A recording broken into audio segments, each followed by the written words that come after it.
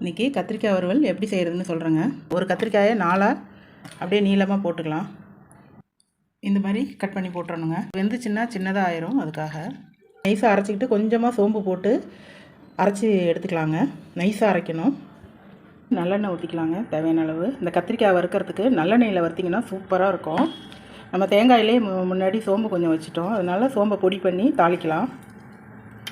இது பொன்னிறமாக வரணும், கருக விட்டுறாதீங்க. கத்திரிக்காயை போட்டுக்கலாம்.